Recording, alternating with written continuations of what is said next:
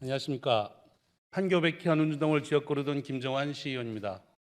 먼저 성남시 관내 차량 과속 방지턱에 대해서 말씀드리고자 합니다. 다리 화면 보시겠습니다.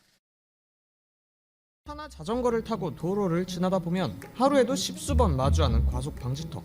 이 과속 방지턱을 넘을 때면 가끔씩, 아니 꽤나 자주 공중에 붕 떠 중심을 잃기도 머리를 부딪히기도 허리에 충격을 느끼기도 합니다.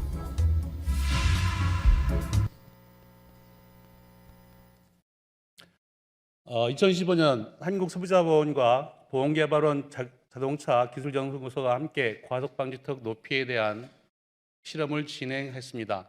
이 실험에 따르면 비규격의 과속 방지턱을 지날 때 주변 소음과 하부 서브 프레임이 지면과 충돌하는 현상을 보인다고 확인되었습니다. 이 충격은 규격 대비 비규격 과속 방지턱이 약 5배 정도의 충격이 높게 나타나고 차량도 점프 현상이 발생해 제동이나 조향이 힘들어지는 사고 위험성도 보인다고 합니다. 설치 비용도 7.5cm 높이로 했을 때 약 220만 원, 10cm 높이로 했을 때 약 400만 원 정도가 소요되고 성남시 관내 과속 방지턱 규격 위반이 약 5% 정도이며 약 60%가 높거나 안내 표지판, 도색 등 문제가 있다는 시민들의 반응입니다. 관내 수정구 578개, 중원구 589개, 분당구 697개, 총 약 1,864개가 설치되어 있습니다.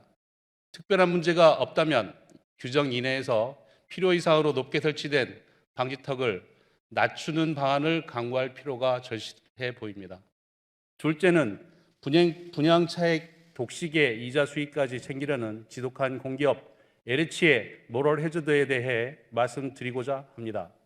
10년 공임 아파트에 거주하는 입주민들은 그동안 임차인으로 살았지만 청약통장의 소실은 물론 임대료, 재산세, 종합토지세, 토지계획세 등 수천만 원의 세금을 부담해왔고 분양전환 시점이 도래하자 사상 최고치로 폭등한 주택가격 감정가 폭탄과 LH 할부 유예금 이자 장사에 몹시 힘들어하고 있습니다.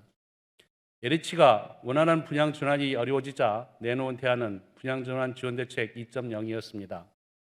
LH는 당초 2.3%의 이율을 부과하겠다고 발표했다가 시중금리 인상을 핑계로 3.5%의 이율을 부과하겠다고 밝혔습니다. 금융기관도 아닌 곳이 분양대금 할부이자라는 있지도 않은 말을 만들어서 시중은행 핑계로 이자 수익을 창출하는 것이 서민 주거 안정을 위해 존재하는 공공기관으로서 절대 바람직하지 않습니다. LH공사가 보여주고 있는 이러한 형태는 대통령과 국민감독원장, 국토부 장관의 발언과도 상반됩니다. 윤석열 대통령은 취임 후 열린 제2차 비상경제민생회의에서 금리 인상은 물가 상승을 억제하기 위한 불가피한 조치지만 취약계층과 사회적 약자에게 전가돼서는 안 될 것이라며 취약계층에 대한 이자 부담 완화 방안을 직접 지시하였고 이복현 금융감독장 또한 17개 은행장 간담회에서 금융기관의 지나친 이익 추구에 대한 비판이 커지고 있다며 과도한 이자 장사에 대해 경고장을 낸다고 발언하였습니다. 또한 원희룡 국토부 장관도 LH 혁신 선포식에서 공기관은 자기 이익에 엄격하고 국민 이익에는 진심을 다해야 한다고 말했습니다. 그러나 현재 LH는 어떻습니까? 지금도 LH는 분양 전환하면서 얻은 건설 원가와 분양가의 최소 약 두세 배에 가까운 몇 억씩의 차익을 고려하지도 않고 고금리 핑계만 대고 있습니다. 정부와 LH에 요구합니다.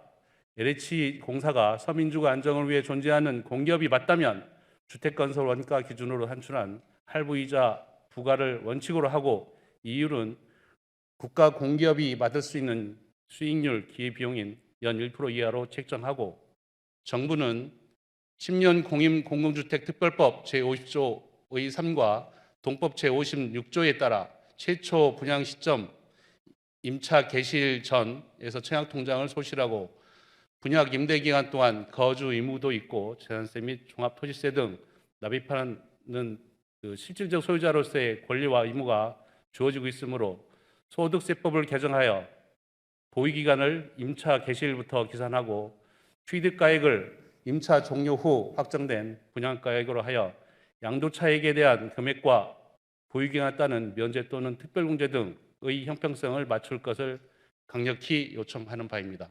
경청해 주셔서 감사합니다.